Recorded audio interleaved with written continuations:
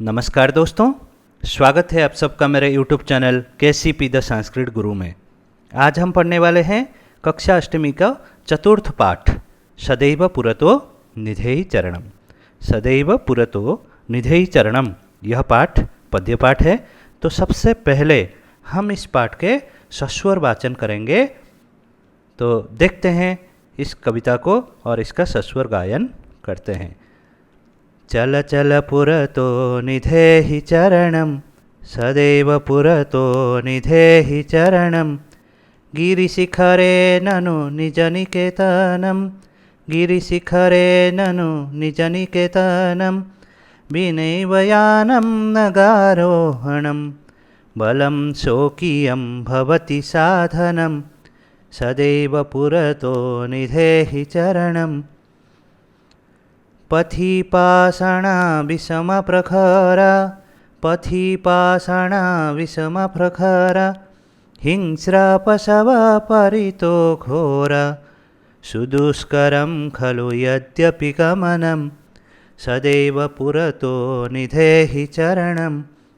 चल चल पुरतो निधेहि चरणं, सदैव पुरतो निधेहि चरणं।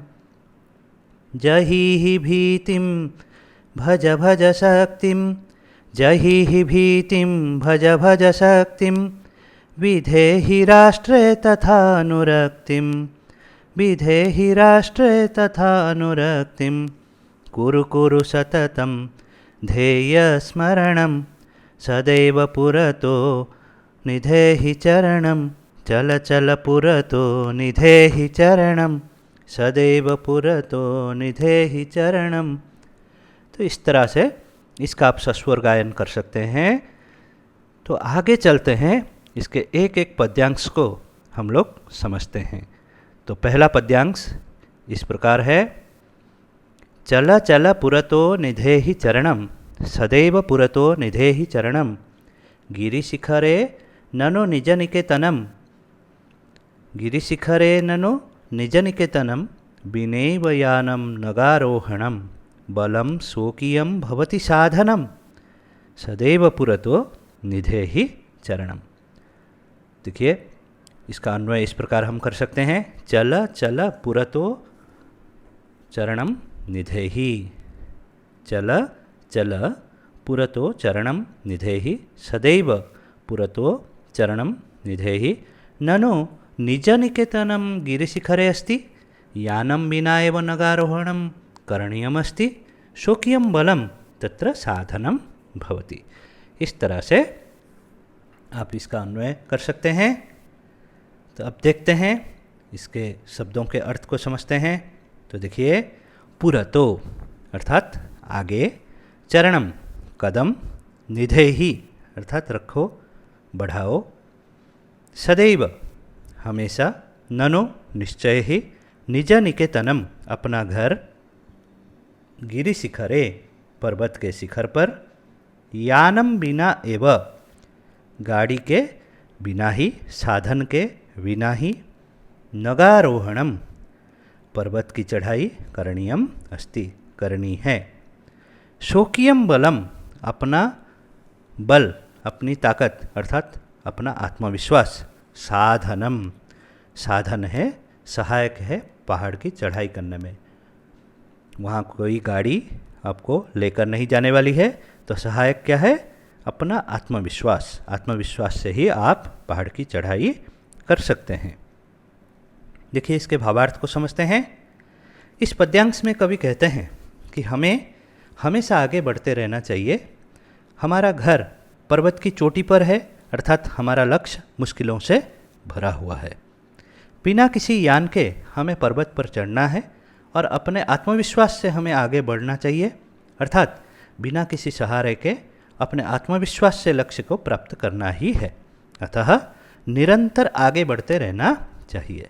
मुश्किलों से भरा हुआ आपका लक्ष्य है, लेकिन आपको आगे बढ़ते रहना है, लक्ष्य को प्राप्त करना है। इसमें सहायक क्या होगा? आपका आत्मविश्वास। आत्मबल से बड़ा कोई साधन इस संसार में नहीं है। कभी इस बात को यहाँ पर उपस्थापित कर रहे हैं। अगर लक्ष्य को पाना है, हमेशा आगे बढ़ते रहना है, इस बात को कवि यहाँ उपस्थापित कर रहे हैं। तो दूसरा पद्यांश देखते हैं। दूसरा पद्यांश कुछ इस प्रकार है। पथि पाषाणा विषमा प्रखरा हिंस्राः पशवः परितो घोराः। देखिए, सुदुष्करम खलु यद्यपि गमनम सदैव पुरतो निधेहि चरणम। इस प्रकार से दूसरा पद्यांश है। तो देखते हैं इसका अन्वय। पथि विषमाः प्रखराः पाषाणाः सन्ति परितः घोराः हिंस्राः पशवः सन्ति। गमनं यद्यपि सुदुष्करम् अस्ति तथापि सदैव पुरतो चरणम निधेहि। ये अन्वय है इसका। तो शब्दार्थ को समझते हैं। काठिन्य निवारण। देखिए, पथि मार्ग में, विषमः असमान, प्रखराः नुकीले, पाषाणः पत्थर, परितः चारों ओर, घोराः भयंकर, हिंस्राः पशवः हिंस्र पशु, गमनम जाना, सुदुष्करम अत्यंत कष्टसाध्य, खलु निश्चय। इस तरह से शब्दों के अर्थ है। तो भावार्थ में देखिए, इस पद्यांश में कवि कहते हैं कि हमें हमेशा आगे बढ़ते रहना चाहिए। हमारे राह पर उबड़ खाबड़ और नुकीले पत्थर होंगे और हमारे चारों ओर डरावने हिंस्र पशु भी होंगे। जब हम पर्वत की चढ़ाई करेंगे तो इतना आसान नहीं है। हमें समतल रास्ता नहीं मिलने वाला है। असमान पत्थर, नुकीले पत्थर और उबड़ खाबड़ रास्ते मिलेंगे। तो उसमें भी हिंस्र पशु आपके चारों तरफ होंगे। फिर भी हमें आगे बढ़ते रहना है, अर्थात हमारा लक्ष्य मुश्किलों से भरा हुआ है। रास्ते में अनेक मुसीबतें आ सकती हैं और हमें नुकसान पहुंचाने वाले भी अपनी कोशिशों में लगे रहेंगे, लेकिन हमें लक्ष्य को प्राप्त करना ही है। अतः निरंतर आगे बढ़ते रहना चाहिए। दोस्तों, जब लक्ष्य को प्राप्त करना होता है तब रास्तों में अड़चनों की कोई सीमा नहीं होती है। मुश्किलें पैदा करने वाले लोगों की कोई कमी नहीं होती है, लेकिन उन सब की परवाह किए बिना आपको आगे बढ़ना रहता है और अपने लक्ष्य के जो मंजिल है वहाँ तक पहुँचना ही होता है। इसलिए हमेशा आपको आगे बढ़ते रहना चाहिए। अब चलते हैं, तीसरा पद्यांश देखते हैं। इस प्रकार है। जही ही भीतिम भज भज शक्तिम विधेहि राष्ट्रे तथा अनुरक्तिम। जही ही भीतिम भज भज शक्तिम विधेहि राष्ट्रे तथा अनुरक्तिम। कुरु कुरु सततम ध्येय स्मरणम सदैव पुरतो निधेहि चरणम। त्वं भीतिम जहिहि शक्तिम भज भज तथा राष्ट्रे अनुरक्तिम विधेहि सततम ध्येयस्मरणम कुरु कुरु सदैव पुरतो चरणम निधेहि। ये है इस पद्यांश का अन्वय। तो देखिए, शब्दार्थ कुछ इस प्रकार है। भीतिम अर्थात डर को, जहिहि छोड़ दो, भज भज याद करो, याद करो, राष्ट्र देश के प्रति या देश से, अनुरक्तिम श्रद्धा या प्रेम करो, विधेहि अर्थात करो, ध्येय स्मरणम लक्ष्य को याद करो, कर्तव्य को याद करो, सततम हमेशा, कुरु करो। भावार्थ देखिए कुछ इस प्रकार है। इस पद्यांश में कवि कहते हैं कि हमें भय या डर को छोड़कर अपनी शक्ति को याद करना चाहिए, अपने देश के प्रति श्रद्धा या भक्ति को प्रदर्शित करना चाहिए, निरंतर अपने लक्ष्य तथा कर्तव्य का स्मरण करते हुए आगे बढ़ते रहना चाहिए। लक्ष्य को वही प्राप्त करता है जो डर को छोड़कर आगे बढ़ता है, क्योंकि डर के आगे जीत होती है। तो लक्ष्य प्राप्त करने में आपको बाधाएं जो आती है उसमें एक बाधा है डर। तो डर को आपको छोड़ना है, आगे बढ़ना है और अपने देश के प्रति हमेशा जो देश प्रेम है, जो भक्ति है, जो श्रद्धा है, जो प्यार है देश के प्रति, उसको दिखाना है और निरंतर अपने लक्ष्य को याद करते हुए, अपने कर्तव्य को याद करते हुए आगे बढ़ते रहना चाहिए।